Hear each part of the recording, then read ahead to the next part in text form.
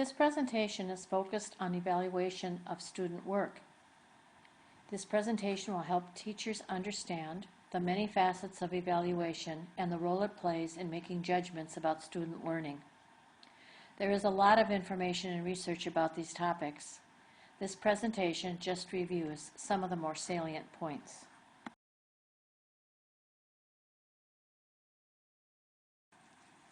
There are times when the selected response assessment is not enough to capture deeper understandings of content. Limitations become evident when we want to evaluate what students are able to do, as well as what they know.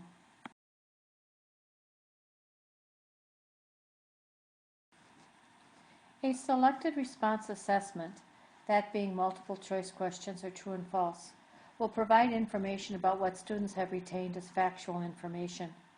Proficiency will be determined on the percentage of right and wrong answers. This is the evaluative criteria.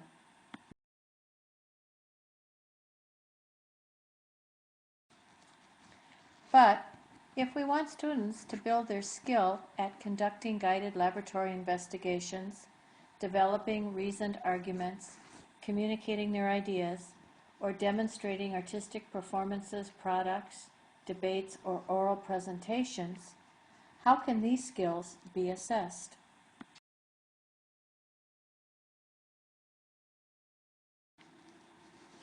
So just to back up and review, the role of assessment is to gauge what a student should know and be able to do. Assessment takes place when students engage in activities that teachers provide to gauge their learning. An assessment can be designed to be formative or it can be summative. Assessment is useful and powerful as a teaching strategy when assessment is formative.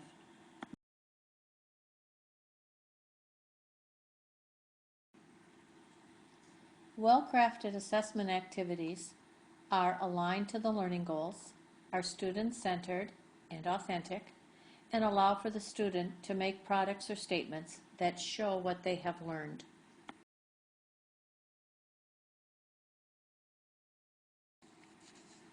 Rick Stiggins has provided succinct categories and definitions for the types of assessment strategies we all have at our disposal. These include selected response, extended written response, performance assessment, and personal communication. If you're a bit fuzzy about what these broad assessment categories include, please review the VoiceThread presentation titled Assessment Activities.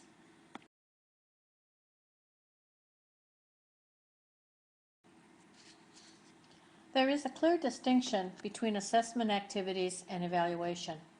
Assessment activities are things that students accomplish in order to show what they know or can do.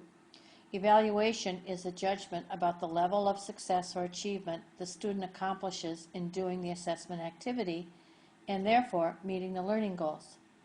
The remainder of this presentation will focus on facets of evaluation.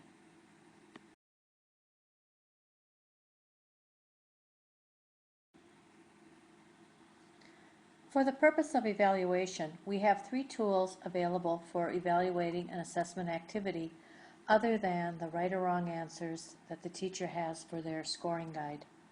These tools include the checklist, the rating scale, and rubric.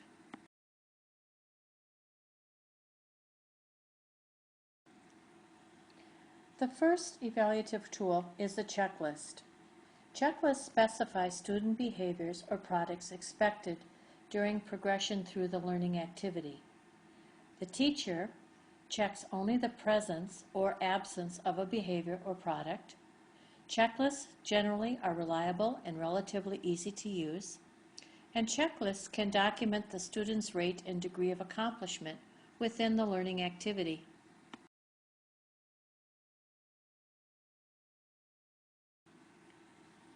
The second evaluative tool is the rating scale.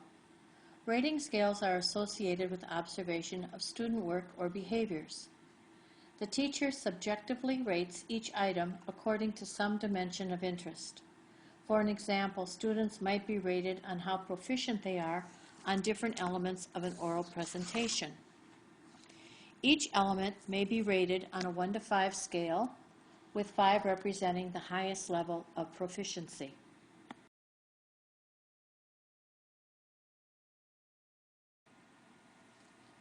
The third evaluative tool is the rubric, be it holistic or analytical, as described in the VoiceThread presentation titled Assessment Activities.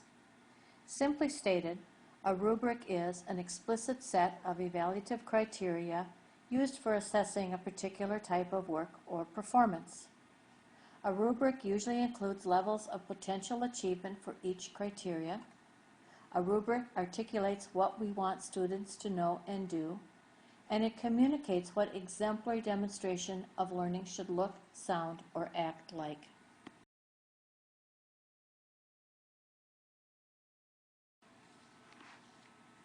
To develop evaluative criteria, it is important to work with teacher colleagues, examining student assessment products to develop aligned evaluative criteria that defines a quality of learning. This is important, collaborative, and engaging work with a high degree of professional learning.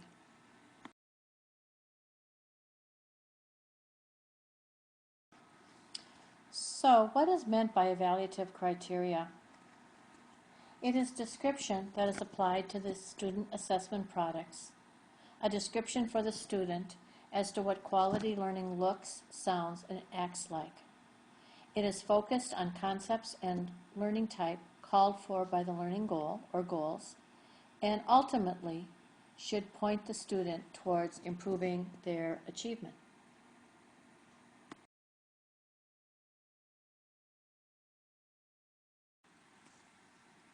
In writing evaluative criteria, Huba and Fried wrote, "The descriptions of the possible levels of attainment for each of the criteria or dimensions of performance need to be described fully enough to make them useful for the judgment of or reflection on progress toward valued objectives, i.e., our learning goals."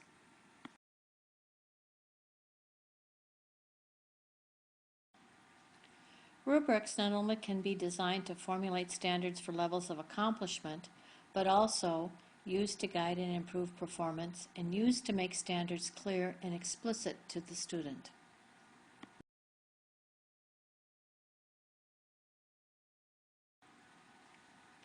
Good evaluative criteria in a rubric give students a clear pathway to understanding their current level of performance and information for making improvements.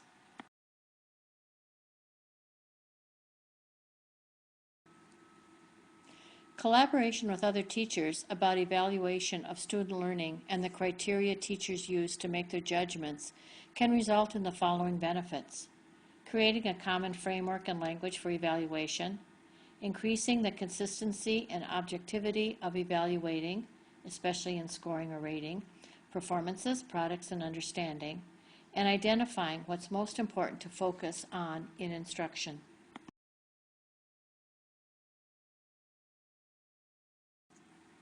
To conclude, assessment and evaluation is a process of gathering and discussing information from multiple and diverse sources in order to develop a deep understanding of what students know, understand, and can do with their knowledge as a result of their educational experiences. The process culminates when assessment and evaluation information is used to improve subsequent learning.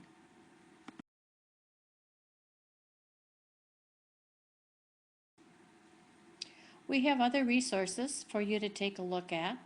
Please refer to similar VoiceThread presentations that explain the development of alignment of key teaching and learning components, unpacking standards and benchmarks, learning goals, learning tools and teaching strategies, assessment activities, and professional inquiry.